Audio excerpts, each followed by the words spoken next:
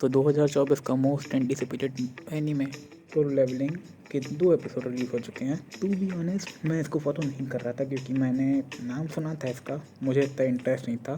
पर रिसेंटली इतना नाम सुनने के बाद मेरा ये मन किया और मैंने इसकी मानवा पूरी पढ़ चुकी है। पर मैं तुम लोगों को स्पेल नहीं करूँगा and I am impressed. Anime अच्छी है। शुरू में तुम्हें ये टिपिकल सोनेन लगेगी पर ये सोनेन से ऊपर जाएगी। स्पॉइल नहीं कर रहा, बस हेड्स अप दे रहा हूँ। तो लेट ना करते हुए इसकी डिटेल्स पे जाते हैं। तो सोलो लेवलिंग एक मानवा पे बेस्ड है। मानवा एक अलग वर्ड है। जैपनीज़ में हम लोग कॉमिक्स बुक्स को जिससे एनीमे बनती है उसको मांगा कहते हैं। कोरिया में इसको हम लोग मानवा कहते हैं। डिफरेंट जो मुझे पता चला मानवा और मांगा के बीच में कि मांगा बेसिकली ब्लैक एंड वाइट होती है, मानवा और डिटेल्ड और कलर्ड में होती है, जितना मुझे समझ में आया। तो अगर हम लोग इसकी स्टार्ट पे जाएँ तो मानवा जो उसकी ओरिजिन स्टोरी है उसमें हम लोग को सीधा मेन कैरेक्टर दिखता है। पर एनीमे में थोड़ा अलग टेक लिया है।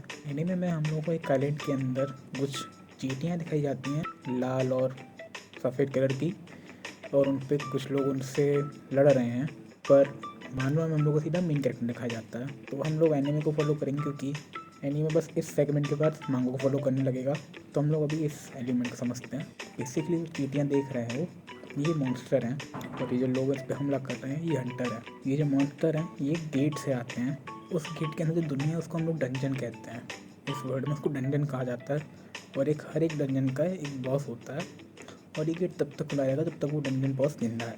तो हमारे जो हंटर्स हैं वो उस गेट के अंदर जाते हैं, सारे मॉन्स्टर को डंजन बॉस है उसको हरा देते हैं, और वहाँ से बाहर आते हैं ये गेट ख़त्म हो जाता है। अब एक monster, hunter, dungeon boss, gates, इन सब की एक रैंक होती है।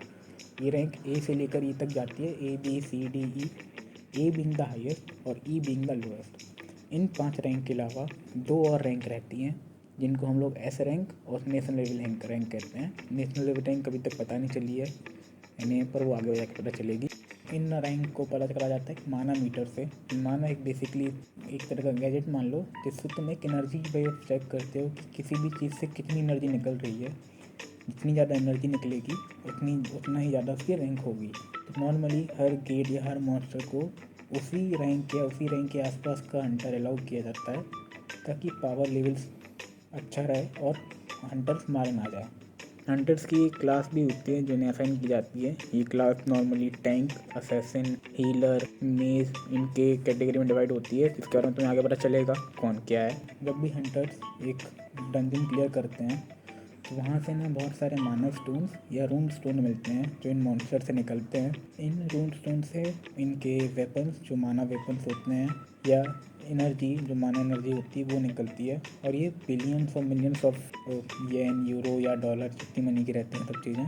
तो जो भी हंटर किसी जितने भी मॉन्स्टर को मारेगा उसमें से जो भी माना स्टोन या रून स्टोन निकलेगा वो उस हंटर का होता है। वो हंटर उसे बेच के तो पैसे कमा सकता है या उसी स्टोन का कोई वेपन बना सकता है। अब जब ये सब एक्सप्लेन हो जाता है एनीमे में तब आता है हम लोग का मेन कैरेक्टर जिसका नाम है संग जिनवू। अगर मैं उसका नाम प्रोनाउंस ना कर पाऊँ तो सॉरी। पर तो हम लोग इस पूरी सीरीज में इतनी वीडियो बनेगी या तो मैं संग बोलाऊँगा जिनवू बोलाऊँगा। तो जिनवू एक ही रैंक हंटर है, मतलब वो सबसे लोएस्ट रैंक का हंटर है। उसके पास कोई पावर नहीं है और उल्टा बोला जाता है कि लोएस्ट रैंक में भी लोएस्ट है। इसके अंदर माना पावर बिल्कुल ज़ीरो की तरह है।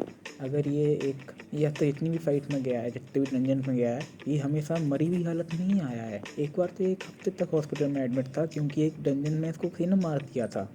और एक बार तो एक डंजन में फंस गया था कि जहाँ ये बिल्कुल ही भूख की हालत में मरने ही वाला था। पर फिर भी लोग इसकी दाद देते क्योंकि इतनी बार बस ख़त्म होने की हालत में आने के बाद भी ये अभी भी लड़ता है। उसका एक रीज़न है क्योंकि इसकी माँ को कोई बीमारी है और इसकी एक छोटी बहन भी है, और अकेला यही आदमी है जो घर में पैसे लाता है, इसलिए इतना लड़ता भी है। जिनवू की एक दोस्त भी है जिनहो, जो एक बी रैंक हीलर है। बी रैंक है पर वो कभी भी हायर रैंक में जाती नहीं क्योंकि उसे टाइम लगता है, इसलिए वो नॉर्मली छोटी रैंक वाले डंजन में जाती है। वो एक हीलर है, समझ ही गए होगे हीलर का क्या मतलब है। और वो जिनवू को पसंद करती है। ये बात मुझे आज तक समझ में नहीं है किसी भी एनीमे में कि अपना एमसी सबसे लोएस्ट है, उसका कोई पावर नहीं है, पर तब भी उसे लड़की मिल जाती है और वो उससे यही लड़ती रहती है जब तुम हार जाते हो तब तुम आती क्यों। हमारा मेन कैरेक्टर एक टीम के साथ एक डंजन में जाता है और वहाँ पे भी ये मरने की हालत में हो ही जाता है, पर हमारी हीलर इसे बचा देती है। और तब जाके इन्हें पता चलता है कि इसके अंदर एक और डंजन है। इसको नॉर्मली इस एनिमे में डबल डंजन बुलाया जाता है, जब एक गेट के अंदर, एक डंजन के अंदर एक और डंजन हो जाए। इसमें बहुत सारी इंटरेस्टिंग चीज़ देखने को मिलेगी, वो तो मैं बताऊँगा अगले एपिसोड में। तब तक के लिए आगे जानना है तो चैनल को सब्सक्राइब कर लो और मिलते हैं सोलो लेवलिंग के अगली वीडियो में।